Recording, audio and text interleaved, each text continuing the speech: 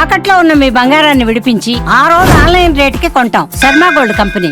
నమస్కారం, welcome to Suman TV. నేను Gitanjali. June 11వ తారీఖు అండి, జ్యేష్ఠ మాసం పౌర్ణమి. పౌర్ణమి చాలా విశేషం అని అంటారు. ఈ జ్యేష్ఠ మాసంలో ఉండేటువంటి ఈ పౌర్ణమి కూడా మహాజ్యేష్టం అని కూడా అంటారట. అలాగే ఏరువాక పున్నం అనేది మనందరికీ తెలిసిన విషయం. ఏరువాక పున్నం అంటే రైతులకి సంబంధించిన పండుగ మనం చూస్తాం. కానీ ఈ జ్యేష్ఠ పౌర్ణమికి ప్రత్యేకంగా వివాహమైన ప్రతి స్త్రీ కూడా మనందరికీ తెలుసు సౌభాగ్యం కోసం ఎన్నో వ్రతాలు నోములను ఆచరిస్తూ ఉంటారు. అలాంటి వారు ఈ రోజున కొన్ని నియమాలు పాటించి కొన్ని పూజా కార్యక్రమాలు చేస్తే గనక భర్త క్షేమంగా ఉంటారు, వారు ఎల్లకాలం సౌభాగ్యవతులుగా ఉంటారనేది కూడా మన పెద్దలు చెబుతారు. అయితే అవి ఏమిటి, ఎటువంటి వ్రతాల పూజల, ఏం చేయాలి, ఎటువంటి నియమాలు పాటించాలి తెలుసుకుందాం. వివరించేందుకు ప్రస్తుతం మనతో పాటు ఉన్నారు ప్రముఖ జ్యోతిష్యులు బ్రహ్మశ్రీ నందిభట్ల శ్రీహరి శర్మ గురువు గారు. వారితో మాట్లాడదాం. గురుగారు నమస్కారం అండి. వాగర్థావివ సంపృక్తౌ వాగర్థ ప్రతిపత్తయే జగతః పితరౌ వందే పార్వతీ పరమేశ్వరౌ. ఆదిత్యాయ చ సోమాయ మంగళాయ బుధాయ చ గురుశుక్రశనిభ్యశ్చ రాహవే కేతవే నమః. శృంగేరి జగద్గురు పీఠాధిపతులకి, కంచి పీఠాధిపతులకి నమస్కారములు తెలియజేసుకుంటూ కార్యక్రమాన్ని ప్రారంభిద్దాం. గురుగారు, మహాజ్యేష్ఠ ఏరువాక పున్నం అని తెలుసండి. సాధారణంగా క్యాలెండర్స్లో చూసినా అలాగే వస్తుంది. అయితే మీరు చాలా విశేషంగా వివాహమైనటువంటి స్త్రీల కోసం ఇది చాలా మంచి రోజు అని చెప్పారండి. ముందుగా ఆ వివరాలు తెలియచేస్తారా? అసలు ఏమిటి ఈ రోజు విశిష్టత పౌర్ణమి? తప్పకుండా 11 జూన్ రోజున ఏర్పడినటువంటిది పౌర్ణమి. చాలా మంది అనుకునేటువంటిది ఏంటంటే రాత్రిపూట ఉంది కదా పౌర్ణమి, కాబట్టి 10వ తారీఖుగా అనుకుంటుంటారు. అయితే మనం చూసుకున్నట్లయితే సాయంకాల ప్రదోషకాలం అయిన తర్వాత రాత్రిని పురస్కరించుకొని పూజాది కార్యక్రమాలు చేసుకునే వాళ్ళు 10వ తారీఖు రాత్రి చేసుకోవాలి. 11వ తారీఖు సూర్యోదయానికి పౌర్ణమి ఉంది కాబట్టి వ్రతాన్ని నోములని ఏవైనా చేసుకునేటువంటి వాళ్ళు 11వ తారీఖే చేసుకోవాలి. అయితే అందరికీ తెలిసిందే, మీరు అన్నట్టుగా ఏరువాక పౌర్ణమి. ఇక ఎద్దులని వీటన్నిటిని చక్కగా అలంకరించి ఇక దున్నడానికి నాగలితో హల పూజ ఇవన్నీ ఆ రోజు నుంచి ప్రారంభిస్తారు. విశేషంగా ఎద్దులని బాగా చూసుకుంటారు. ముఖ్యంగా పులగం వండి ఆ ఎద్దులకి పెడతారు. ఆ విధంగా చేస్తారు. అయితే మనకు తెలిసినటువంటిది ఇదైతే, తెలియనటువంటిది దీని గురించి చూసుకున్నట్లయితే వట సావిత్రి వ్రతం అని ఒకటి ఉంది. ఇది ఆచరించడం ద్వారా భర్త యొక్క ఆయుష్ పెరుగుతుంది. ముఖ్యంగా సౌభాగ్యము ఎల్లకాలముతో ఉంటారు, సౌభాగ్యంతో భర్తకు. ఎందుకంటే ఈ రోజుల్లో పురుషుడు అన్నవాడు ఏదో ఒక పని మీద బయటికి వెళ్తూనే సంపాదించుకొని రావాలి. ఒకప్పటి కంటే ఈ రోజు చాలా దారుణంగా ఉంది. బయట ప్రదేశంలో వాహనాలు పెరిగిపోయాయి, బాగా యాక్సిడెంట్స్ ఎక్కువగా అవుతున్నాయి. ఇంటికి వెళ్ళిన మనిషి క్షేమంగా ఇంటికి రావాలి, బయటికి వెళ్ళిన మనిషి.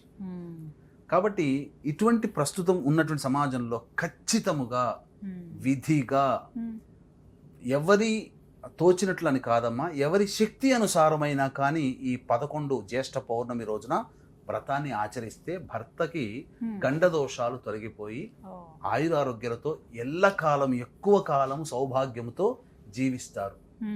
దీనికి సంబంధించినటువంటి జరిగినటువంటి గాథ కూడా ఉందమ్మా. పూర్వం అశ్వపతి మాళవిక అనేటువంటి దంపతులు 12 సంవత్సరాల పాటు సావిత్రీదేవిని ఉపాసన చేసి అమ్మాయిని పొందుతారు. ఆ అమ్మాయి సావిత్రి ఉపాసన వల్ల కలిగింది కాబట్టి ఆమెకి సావిత్రి అని పేరు పెడతారు. చాలా అందగత్తె. పెరిగి పెద్దదవుతున్న సందర్భంలో కన్యగా అయిపోయిన తర్వాత ఒకనాడు అమ్మాయిని పిలిపించి, తండ్రి, అమ్మ నీకు యుక్త వయస్కురాలు అయ్యావు, వివాహం నిశ్చయించుకున్నాం, నీ మదిలో ఎవరైనా వ్యక్తి ఉంటే చెప్పు, తప్పకుండా ఇచ్చి వివాహం చేస్తామనంటే ఆమె అన్వేషణ కోసం ఆమె రాజ్యంలో అడవులో ఇలా వెళ్తున్నప్పుడు పూజాది కార్యక్రమాల కోసం కట్టె పుల్లలు తీసుకురావడానికి కనబడ్డటువంటి వ్యక్తి చూసి అతని వివరాలన్నీ తెలుసుకుని ఆ యొక్క వ్యక్తిని వివాహం చేసుకుంటాను నాన్న అని చెబుతుంది. అయితే వేగుల ద్వారా ఆ వివరాలన్నీ తెలుసుకొని వచ్చినప్పుడు మాట్లాడుతున్నప్పుడు తండ్రికి రాజ్యం లేదు, కానీ క్షత్రియుడే, కానీ రాజ్యభ్రష్టుడు అయ్యాడు, పైగా గురుడ్డి, అంధత్వం ఉంది. కాబట్టి ఎలా అమ్మా అని ఆలోచిస్తున్నప్పుడు నారదుల వారు అప్పుడే వస్తారు. వచ్చినప్పుడు ఏంటి అంతా చర్చ చేస్తున్నారు, ఏంటి సంతోషంగా ఉన్నారు ఏంటంటే, మా అమ్మాయి ఒక అబ్బాయిని ఇష్టపడింది ఇలా అని చెప్తుంటుంటే అప్పుడు నారదుల వారు దివ్య దృష్టితో చూసి, ఇప్పుడు మీరు చెప్తున్నటువంటి ఆ అబ్బాయికి తండ్రికి పుట్టుగురుడ్డి, రాజ్యం లేదు, పైగా ఆ అబ్బాయికి వచ్చే సంవత్సరంలోనే పెద్ద గండం ఉంది, మరణగండం ఉంది అని చెబుతాడు.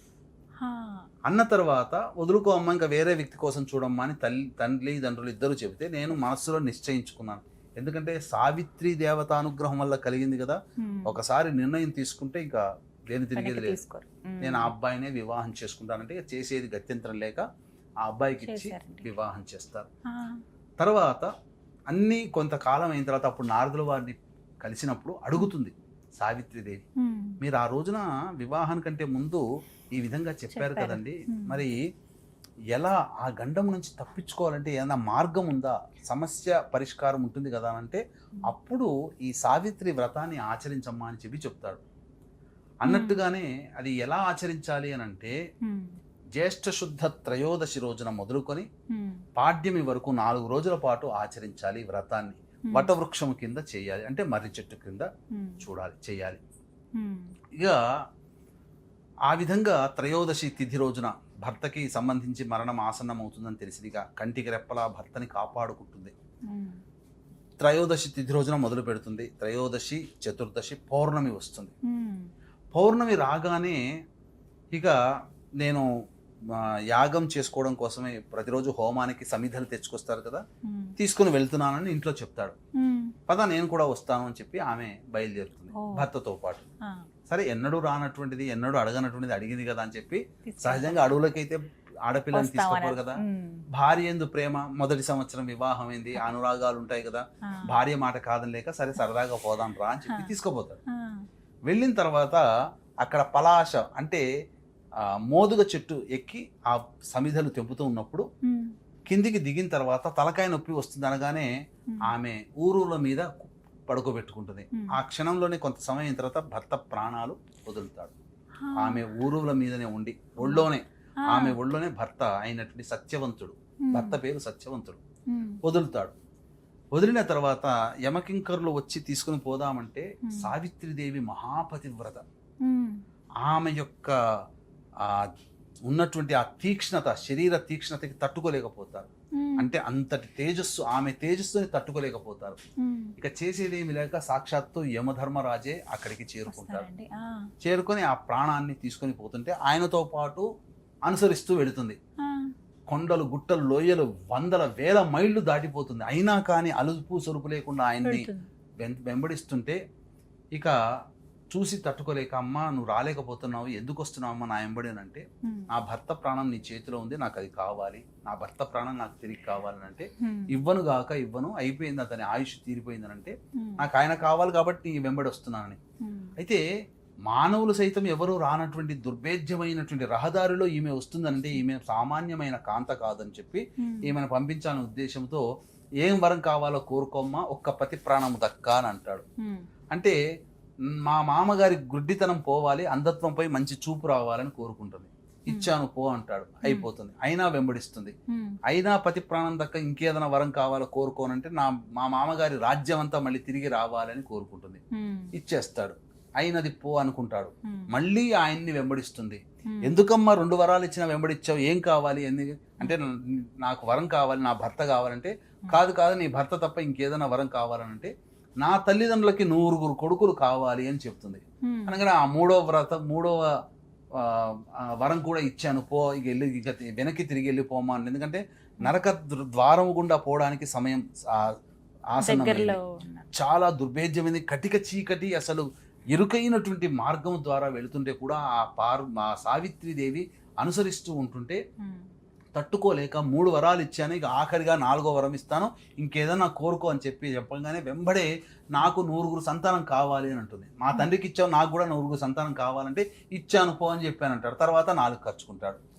అప్పుడు ఏంటి మరి ఎందుకు వస్తున్నా, 4వ వరం ఇచ్చిన తర్వాత మళ్ళీ నా ఎందుకు వస్తున్నా అంటే, నువ్వే అబద్ధం మాట ఇచ్చి తప్పుతున్నావు యమధర్మరాజా, నాకు 9 కొడుకులు అన్నాను, నాకు భర్త లేనిది నాకు ఎలా వస్తారు నాకు కొడుకులు, నా భర్త ప్రాణం నీ చేతిలో ఉంది, నేను ఎలా సంతానానికి అంటాను అని చెప్పగానే చాలా తెలివిగల దానమమ్మ అని చెప్పి ఆశీర్వదించి నిండు 100 ఏళ్ళు దీర్ఘాయుష్మంతులుగా చక్కగా సంసారం చేయని చెప్పి ఆశీర్వదించి ప్రాణాన్ని ఇస్తాడు.